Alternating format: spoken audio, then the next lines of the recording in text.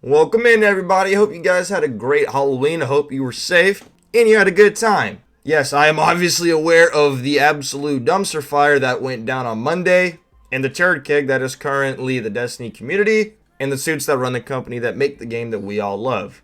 A lot of YouTubers already talked about it. I don't see any reason for me to personally. So we're going to be talking about the best Vanguard weapons to chase, aka the best weapons to use your Vanguard engrams on. The best Vanguard weapons to dominate PvE per se. We got a solid list of weapons that we're going to be talking about today, along with a loadout of weapons that you can solely get just with your Vanguard engrams. With that being said, if you were actually curious or legitimately give a flying ferret about what I'm going to be doing moving forward, can't imagine anybody would, but I will be talking about that briefly at the very end of the video, if you care. That being said, everybody, ladies and gentlemen, beautiful people of the world, let us go ahead and talk about the best Vanguard weapons to dominate PvE with. Alright, so we're going to begin the list by talking about the Vanguard only loadout. And to begin that, we got to use a primary weapon. I mean, you can use double special if you're a Giga Chad, but I got to talk about a primary weapon. Come on, man. Leave me alone. Our primary weapon of choice is going to be none other than the Stasis Funnel Web, aka the Prolonged Engagement. This was introduced to us during Season 19, and it is a lightweight frame, 900 RPM SMG, everybody's favorite archetype of SMGs. Now, I could throw up this gun's perk pool, but it's really fat, and there's a lot of junk in it, so I'm just going to tell you the good perks in each column. The best perk in column 3, in my opinion, is Subsistence. I like Subsistence on any of my SMGs. However, it does have something like Feeding Frenzy, and my coat roll that I'm using in the background has 4 times the charm from the third column. All the other perks, to be honest, kind of suck. So, there's a lot of junk in there, I'm just being real. In the fourth column, the best perk for PvE, because this is obviously a PvE video, okay? In case anybody didn't know that, I'm going to recommend to you or at least one of my favorite perks in the entire game, that being none other than good old Frenzy. Good old Frenzy. Frenzy gives you 15% increased damage, 100 handling, and 100 reload speed for 7 seconds after being in combat for 12 seconds, which is, you're just playing the game. You literally play the game, Frenzy's puff for you. Like, it's procced, it's good, it's there. I think Frenzy is easily the best perk in the fourth column. However, because of, perk pool is really saturated, another decent perk that I can recommend to you in the fourth column would be One for All, a 35% damage buff for 10 seconds just for tagging 3 different enemies. Really good and really easy to use. It does have Headstone, but you're not really going to be proccing Headstone that often on a 900 RPM SMG, so I would just skip that. Also, something to boot, it does have Vice Stinger, although Vice Stinger these days is nerfed. It only refills 25% of the magazine instead of the entire magazine like it used to. But overall, man, really good SMG. If you like the Funnel Web, you'll like this one. Especially if you get the roll of Subsistence and Frenzy. I love that roll on my SMGs. I got on my submission, Funnel Web. Y'all get the point. Let's talk about the special weapon for this particular Vanguard only loadout, right? And believe it or not, the weapon I'm actually going to talk about here is none other than the loaded question, my boy. I got a question to answer. Can you answer my question? It's loaded. Now, I know some people are going to be a little caught off by me saying the loading question's name because it is a 960 charge time high impact frame fusion rifle, which is generally people's least favorite archetype just because the fusion rifle shoots slow. But because this weapon does have a good perk to help go against that, along with just a really good perk pool in general, dude, this thing's nasty. If you like the Aramite from Season of the Witch, you'll like the loaded question. So I'll throw this gun's perk pool up just because it's not nearly as saturated as the Prolonged Engagements. In the third column, you have 4 decent options. You have Auto-Loading Holster, you have Overflow, Envious Assassin, and then good old Demolitionist. All 4 of those are really good. You can't go wrong with any of them in my opinion, personally. I don't think you can. In the fourth column, the 3 perks that I will recommend to you are going to be Controlled Burst, Reservoir Burst, and good old Frenzy. Although in this particular case, I do think Frenzy is the worst of the 3 main options here. Controlled Burst is obviously the perk that I was referring to when I said that it does have a perk to help counteract its slow charge time, as Controlled Burst gives you a 20% damage buff and 10% decreased charge time whenever you land every shot in a burst. And you'll notice that it procs more often than it doesn't. It's a really consistent perk, and it's really good. And speeding up that charge time on the slowest firing archetype fusion rifles is always going to be welcomed.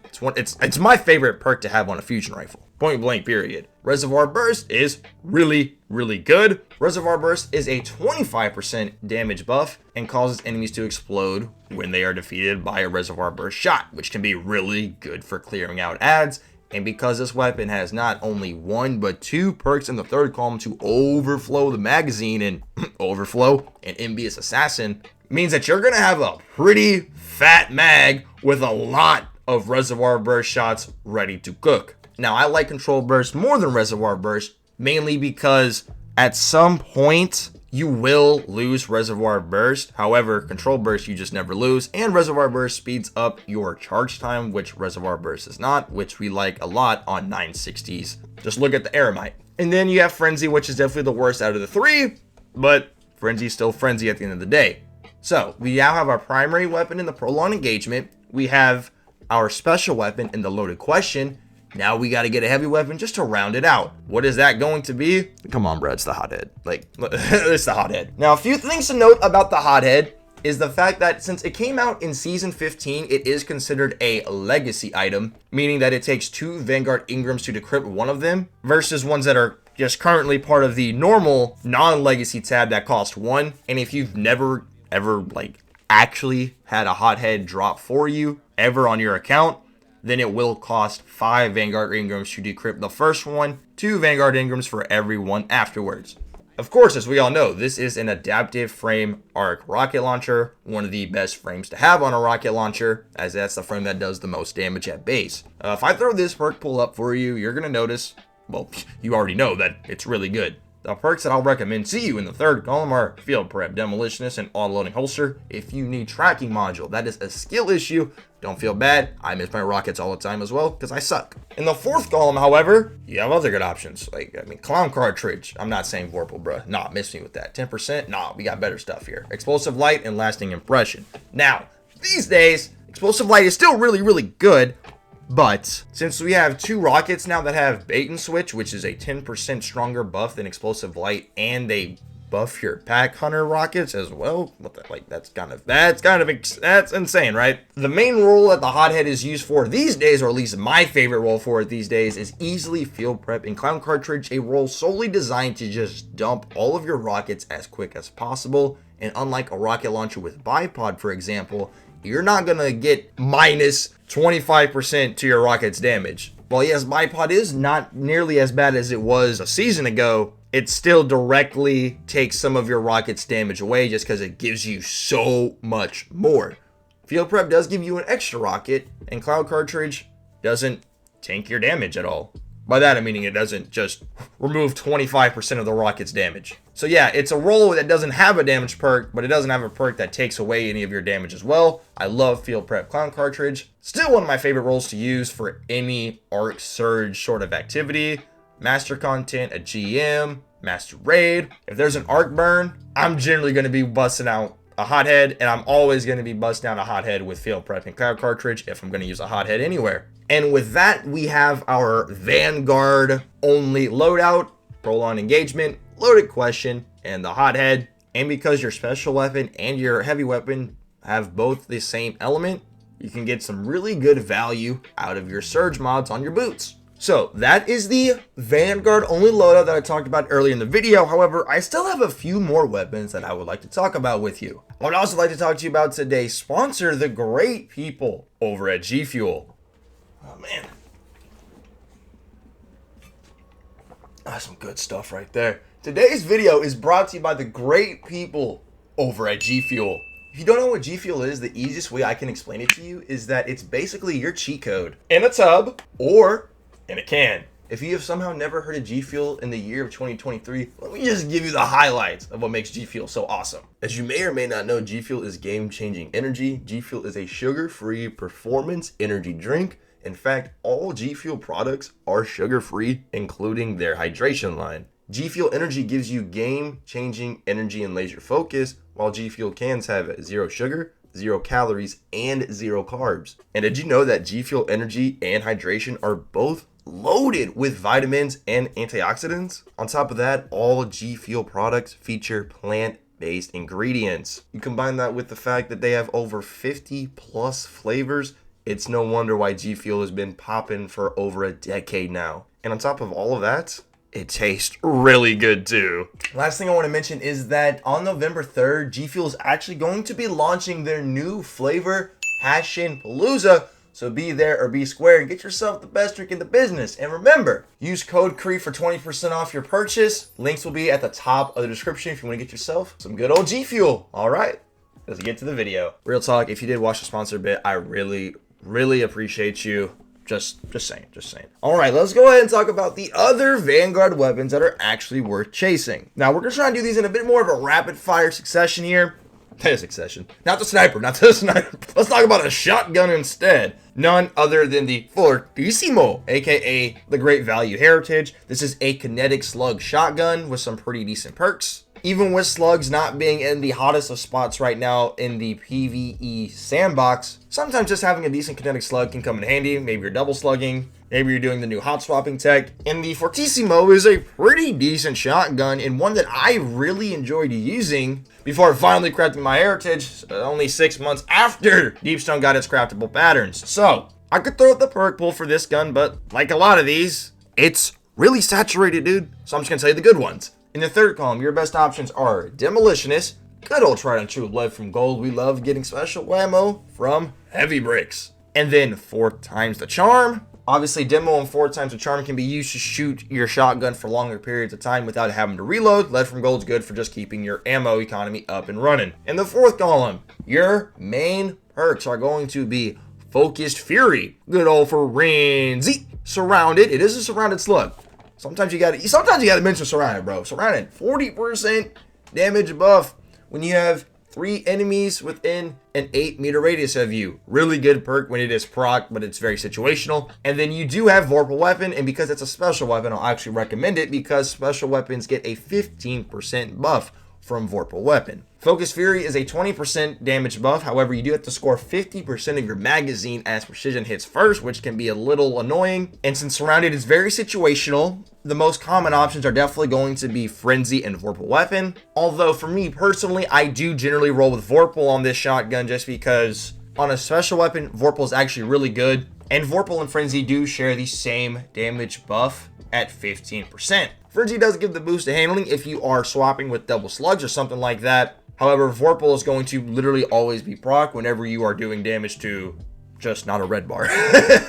Like anything other than a red bar. Really decent shotgun. I had to at least mention the Fortissimo. I have a little bit of sentimental value towards this weapon, and it's a great substitute if you do not have the heritage or the heritage pattern. Now, staying with the special weapons, we are going to talk about a grenade launcher here. One of the solar affinity, that being none other than the Empty Vessel. Definitely one on the older side, but it definitely still has some uses. The primary reason for this gun is definitely used to proc bait and switch in a very quick manner. And of course, you're going to pair this weapon with an Apex Predator with bait and switch as they're both solar, so you can run triple solar surge and both of your weapons will get boosted from it. So since its main purpose is used for hot swapping, that means the by far and away best option in column 3 is going to have to be auto loading holster. However, there are still some other options if you can't beat the RNG.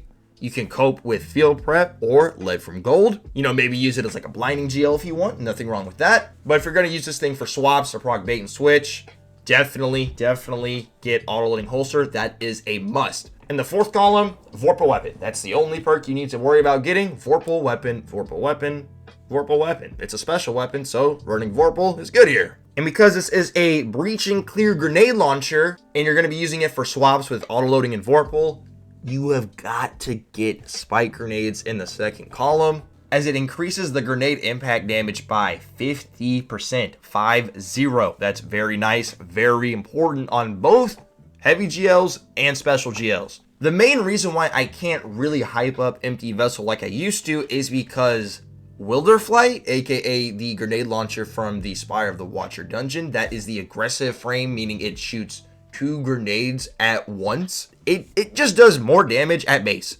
I kid you not, it does 33% more damage than the Empty Vessel does. Meaning a Wilderflight with no damage perks is going to do more damage than Empty Vessel will while having 3 surges. Empty Vessel with 3 solar surges still does less damage than a Wilderflight with no surges and no damage perk. So I had to knock it for that, but I still have to mention it because, dude, it's a solar breach and clear grenade launcher, and it's a lightweight. But just always remember that Wilderflight is just outright better than the empty vessel. Alright, we're going to talk about some primary weapons now for my primary weapons enthusiasts out there. And we're going to start off with a classic, and I mean a classic weapon, honestly, in the entire franchise. That being none other than the Hung-Jury Scout Rifle. The Hung-Jury is a scout rifle that has had multiple iterations throughout the franchise. It started off as a dead orbit reward in Destiny 1, and it's made a few appearances in Destiny 2 at this point. Of course, we're going to be talking about the Season 20 variant, as that is the one that you can actually go ahead and farm and decrypt your Vanguard engrams into. And let me tell you, the Season 20 version is really good and has a really cool perk combo. So real quick, I will go ahead and throw this weapon's perk pool up on screen for you. Because it's a Nightfall weapon, it doesn't have the insane saturation like some of the actual just normal Vanguard weapons do. In column 3, I will recommend Rapid Hit, maybe Subsistence, not so much on scout rifles, but Subsistence is still decent. But I'm going to talk about Shoot to Loot. Why am I going to talk about Shoot to Loot on the scout rifle? Well, my boy, it's got kinetic trimmers in the 4th column. I love kinetic trimmers. I'm pretty sure most people do. But the kinetic trimmer shockwaves can actually proc Shoot to Loot, which is really cool, meaning you can pick up orbs of power and ammo bricks at a very far distance with kinetic trimmer shockwaves. That is pretty awesome. Other decent 4th column perks would of course be Frenzy and Firefly. The only downside to the scout rifle that I can truly say is that it does not have explosive payload in this current iteration of it. And as we know, explosive payload is widely regarded as one of the best perks on scout rifles and hand cannons. So a bit unfortunate that Scout doesn't have it, but Scout Rifle is still really good and has a really cool, unique perk combination that not many other weapons do. That role being Shoot to Loot kinetic trimmers. So since we just talked about a long-range weapon, we're going to talk about another one. That being none other than the NX4 bow. Its name is like the pre-Osti NX, but I'm just going to call it the NX4. Keep it simple, you already know.